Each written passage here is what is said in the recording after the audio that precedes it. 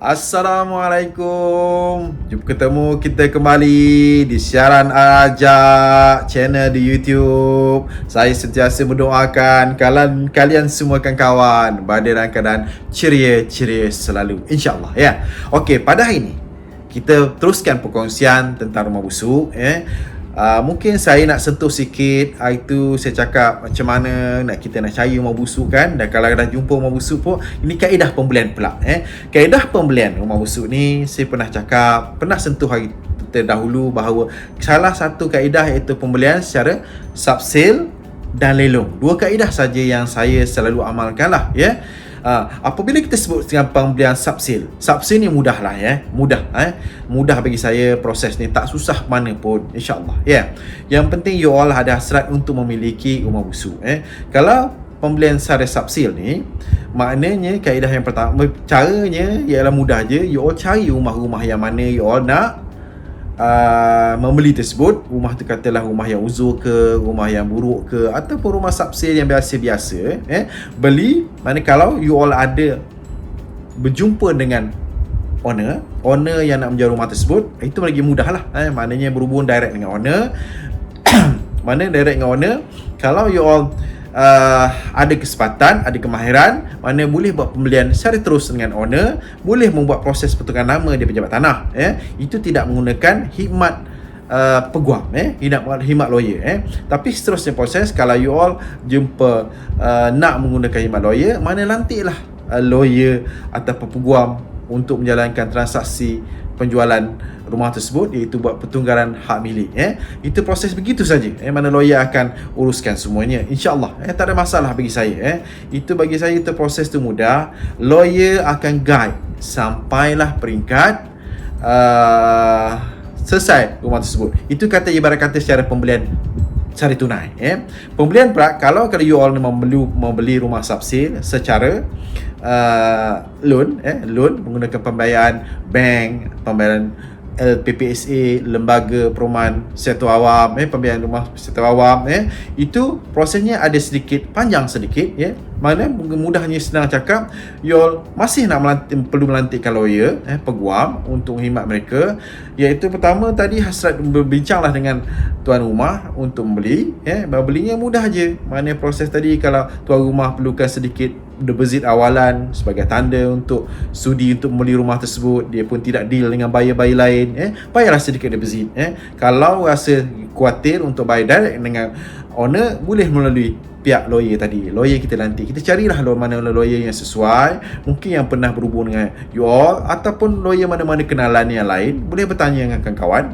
Apabila dah nantikan hasrat begitu, proses seterusnya adalah kena masuk proses untuk mendapat loan tadi. Kalau loan bank, mana pergilah ke kaunter-kaunter bank mana-mana untuk membuat permohonan. Apabila permohonan tu dah lulus, beritahu pada pihak bank, pihak lawyer semula, lawyer akan menyediakan perjanjian jual beli, iaitu biasanya orang panggil SMP, Sale and Purchase Agreement. Sama lah tu, perjanjian jual beli lah bahasa Melayu, bahasa Inggerisnya Sale and Purchase Agreement.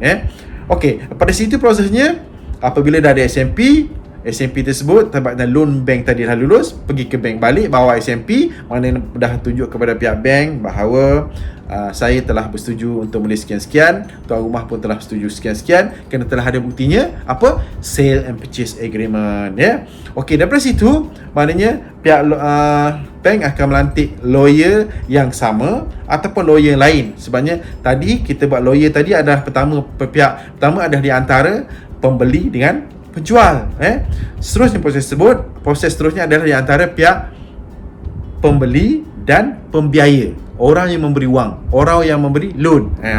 Seterusnya proses akan berjalan gedebak-gedebuk, insya-Allah sampai satu masa, mungkin tempoh 3 bulan, 4 bulan, ataupun tempohnya panjang sedikit, bergantung pada proses tersebut. Sebab proses ini juga bergantung pada banyak faktor-faktor lain. Di antaranya, jikalau rumah tadi ada owner asal, ada loan lagi, ataupun rumah tu masih dalam bentuk gadaian, mana perlu melepaskan gadaian, proses begitu. Kata rumah tersebut perlu ada sekatan ni ditetapkan oleh kerajaan negeri, pihak berkuasa negeri pihak berkuasa negeri ada sekatan mana melalui proses permohonan untuk pindah milik, atau permohonan untuk proses tentang apa sekatan-sekatan yang ada. Sekatan tu kena tengok dalam geran-geran tersebut ada hanya boleh dijual kepada pihak Bumi Putra, orang Melayu saja, Rizal Melayu, dan ada juga yang boleh open. Open tu mana semua orang boleh belilah, tak kira apa bangsa sekalipun yang boleh beli hartanah tersebut. So dekat situ juga kita kena lihat prosesnya. Itu maknanya kalau proses tadi adalah proses melalui loan. Nampak tak? Itu proses biasa. Kembali beli proses saya anggap itu proses subsil yang biasa. Jikalau mengguna itu kita direct jumpa dengan tuan rumah tadi, tuan rumah tadi, owner tadi. Jikalau menggunakan hikmat ejen hartanah atau yang orang bahasa panggil rent, real estate negotiator, mana pihak agent akan membantu lagi. Dia akan mempermudahkan tadi prosesnya. Ada yang sampai peringkat bantu menyediakan bantuan guaman, dia syorkan lawyer-lawyer yang biasa dia deal, ataupun dia memang dah ada kenalan dengan pihak-pihak bank sampai peringkat sekali, mana pihak pembiaya loan pun dia bantu. Maknanya ini yang dibantu oleh pihak rent lah, pihak rent. Di segi yuran jangan takut, sebabnya itu memang dah perlu dibayar lah, perlu dibayar. Ada yuran tu sama ada dibayar melalui penjualan tersebut lah. Penjualan tersebut ada yuran yang dikenakan, itu pihak rent akan kenakan lah. Itu mempermudahkan kita. Sebenarnya mereka banyak bantu, pihak rent pun banyak bantu. Mana membantu ni proses yang diorang memang mahir, itu kerja diorang. Dah itu cara diorang. So kita ikut saja, ikut flow. Mana terus proses tu sampai satu peringkat dia akan selesai.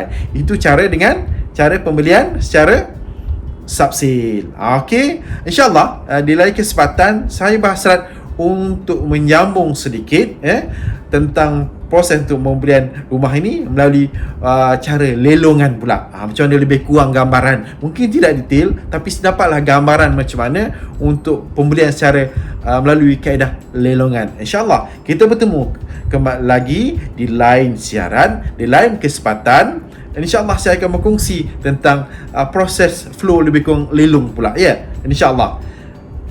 Jangan lupa subscribe channel Al-Rajak YouTube dan juga on notification supaya dapatlah video-video baru yang terkini. Sama-sama kita sharekan info ini supaya kawan-kawan lain dapat berkongsi sama informasi. InsyaAllah. Assalamualaikum.